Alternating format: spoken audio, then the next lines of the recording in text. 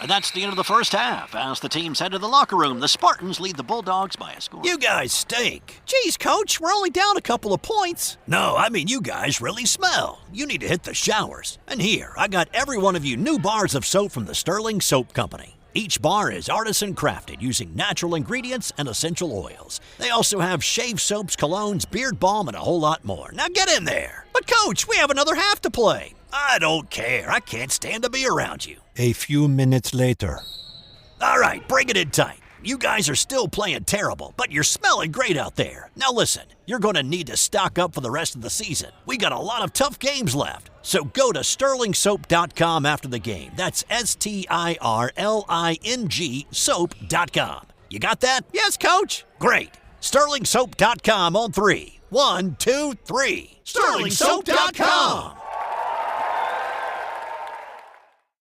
This podcast is part of the Sports History Network, your headquarters for the yesteryear of your favorite sport. You can learn more at sportshistorynetwork.com.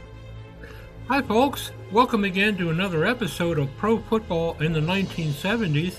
I'm your host Joe Zagorski, and in this episode we're going to talk about the escape from New York for Hall of Famers during the 1970s. Now there was a semi-famous movie that came out in 1981 starring Kurt Russell and Lee Van Cleef entitled Escape from New York. You guys remember that one? Well, it was a futuristic film about the protagonist, Kurt Russell, trying to get out of the big metropolis in less than 24 hours.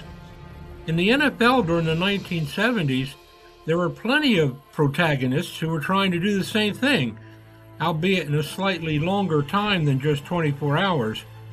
But be it the New York Giants, the New York Jets, or the Buffalo Bills, there turned out to be quite a few pro football players who found a way out of the Empire State to what they felt would be greener pastures. There were quite a few Hall of Famers who left the New York teams and went to other NFL teams during the 1970s with mixed results. O.J. Simpson left the Buffalo Bills and played for his hometown team, the San Francisco 49ers, in 1978 and 1979. By the time that Simpson got back to the West Coast, however, his knees were shot.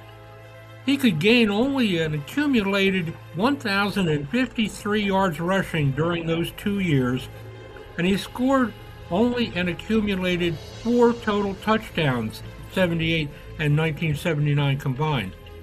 But he did get out of New York, and that apparently made him happy. Now, former Miami Dolphins and New York Giants star running back Larry Zonka was happy to go to New York in 1976. Once he got a good taste of losing many games from 1976 to 1978, however, Zonka quickly got tired of losing. Funny how that works out.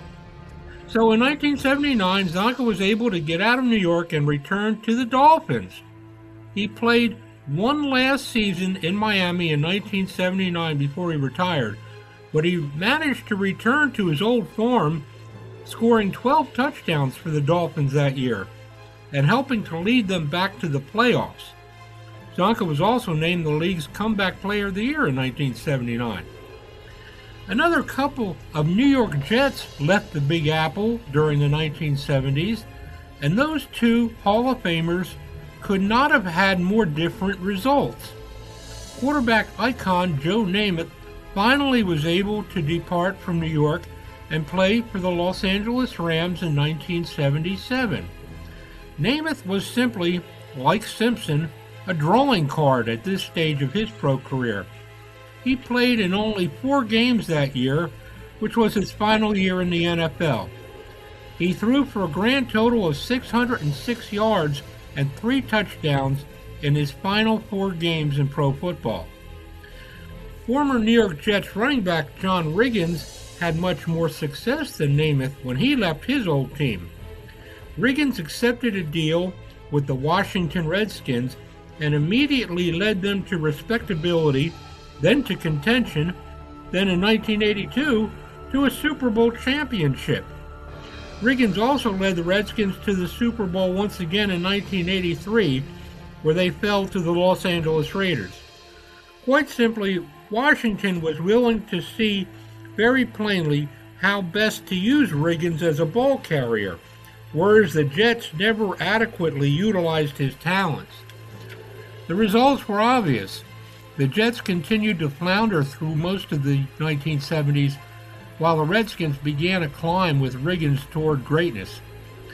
Then there was the story of Fran Tarkenton, another Hall of Famer who languished in New York for 5 seasons, from 1967 to 1971.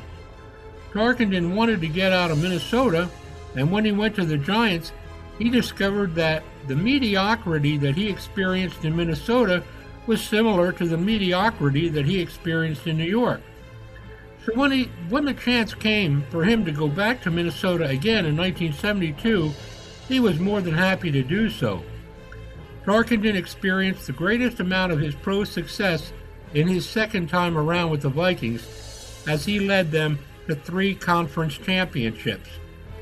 There were also quite a few other NFL players who were not Hall of Famers who left New York in the 1970s. Like the Hall of Famers, some of them had success with their new teams and some of them did not. But most of them were glad to experience a change of scenery in the NFL after they escaped from New York. Now for the trivia question for this episode, which former New York Giants tight end did Fran Tarkenton talk Minnesota's management into signing with the Vikings in the middle of the 1977 season? Now I want to thank you folks for listening in to this month's episode, and I want to also thank you for checking out all the other podcasts, sports-related podcasts here on the Sports History Network. Thanks once again. I'm your host, Joe Zagorski, and we'll catch you again next month. Bye-bye. This podcast is part of the Sports History Network, your headquarters for the yesteryear of your favorite sport. You can learn more at sportshistorynetwork.com.